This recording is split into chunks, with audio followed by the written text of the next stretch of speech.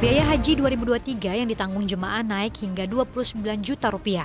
Sekarang bagi umat muslim yang akan berangkat haji harus menyiapkan kocek hingga 69 juta lebih atau naik hingga 72% dari biaya yang ditanggung jemaah di tahun 2022. Secara keseluruhan, total biaya haji di tahun 2022 dan 2023 tidak jauh berbeda, yakni besaran biaya yang ditanggung masyarakat dan nilai manfaat yang diterima.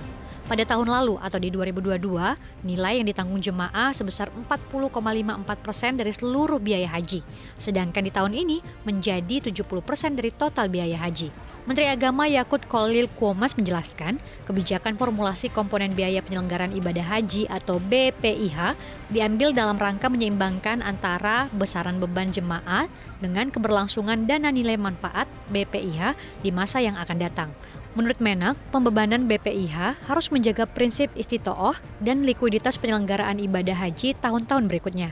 Terkait rincian biaya, melansir dari Kementerian Agama, komponen terbesar dari biaya haji yang ditanggung oleh jemaah yakni transportasi sebesar 33.900.000 rupiah dan akomodasi 18.700.000 rupiah.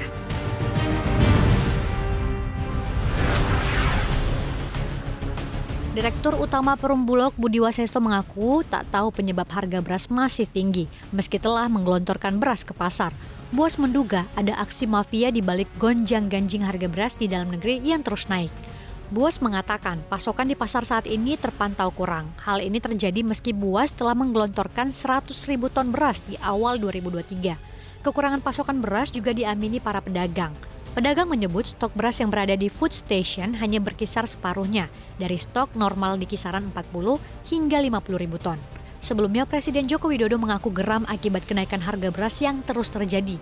Presiden bahkan telah memperingatkan Bulog perihal harga yang ogah turun ini.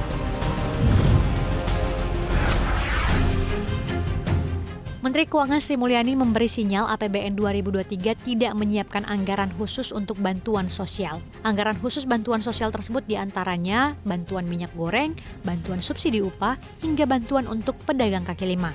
Menurut Sri Mulyani, anggaran untuk jenis bantuan itu akan didesain ulang oleh kementerian atau lembaga yang melaksanakan. Oleh sebab itu, dari sisi besaran, nilai anggaran perlindungan sosial menjadi lebih kecil dibanding tahun lalu.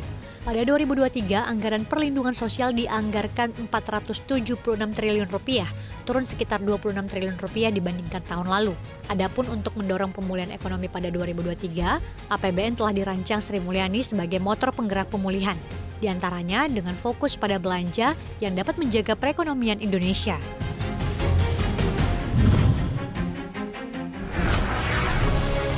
Delegasi dari Amerika Serikat dikabarkan telah menyambangi Ketua Komisi 7 DPR Sugeng Suparwoto. Delegasi ini berniat untuk bekerja sama perihal pengembangan nuklir atau pengembangan tambang nuklir hingga pembangkit listrik tenaga nuklir (PLTN). Ketua Komisi 7 DPR Sugeng Suparwoto dalam akun Instagramnya menyampaikan pihaknya menyambut baik rencana Amerika Serikat. Salah satu program yang mendapatkan sinyal positif yakni terkait PLTN. Selain itu, salah satu program yang disebutkan yaitu program $9 juta di Kalimantan Barat. Program tersebut yakni penambangan uranium yang menjadi bahan baku nuklir.